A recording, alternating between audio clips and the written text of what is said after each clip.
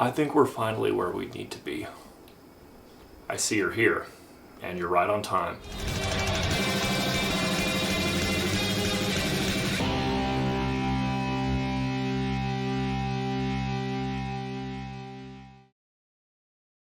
Drop is the latest horror thriller from production company juggernaut Blumhouse, and gets my vote for potential worst title of the year. Sorry, this Drop. So lazy.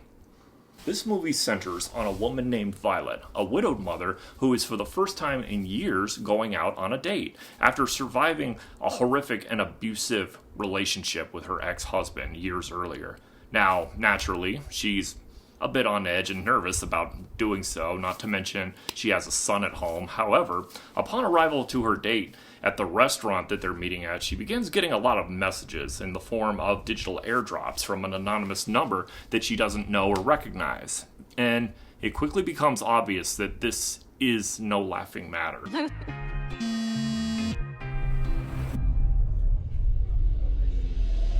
So, right off the bat, the actors in this film are not really what I would call, like, big name stars, so immediately your preconception of whatever you thought they were going to do or what they were going to bring us is gone, and you can just watch the movie for what it is. I found out later, though, that the lead actress was from the second season of The White Lotus, and then I recognized her, Megan Fahey? I hope I'm saying that right.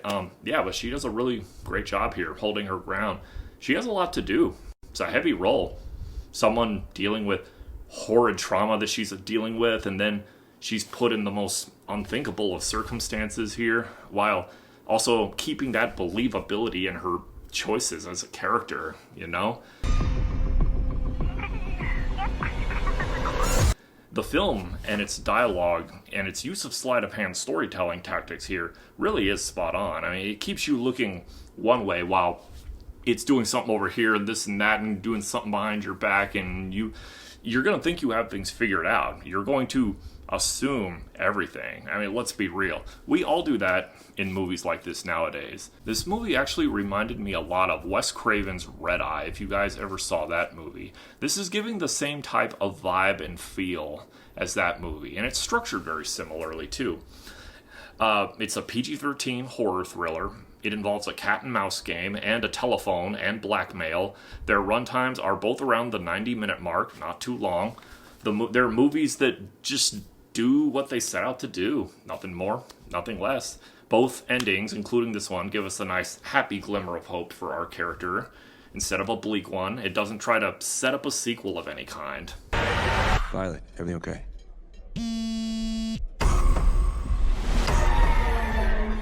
Yeah, I'll be right back. This one really just gives us enough to where the ride is entertaining, but not overbearing. Now, yes, there's a lot of typical sort of tropes and twists and cliches and things you expect in thrillers like this. I mean, they're all in here. The film does get a bit textbooky and pretentious at the end, but, I was okay with that because, it worked. The film delivered on what it set out to do, and you can't really ask for much more than that. I watched some clips from the trailer recently, and after seeing the movie, I'm really glad I didn't see the trailer because they show practically the whole movie in there. That's why I don't like movie trailers sometimes. A lot of times, actually.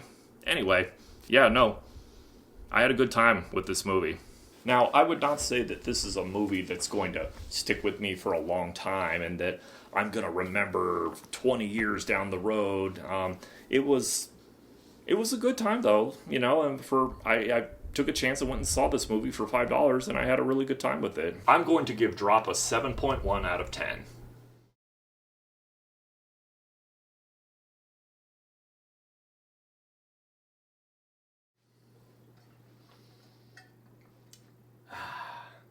I like it here. Thank you all so much for watching. Please subscribe, and I'll see you next time. Don't drop that, hey, don't drop that,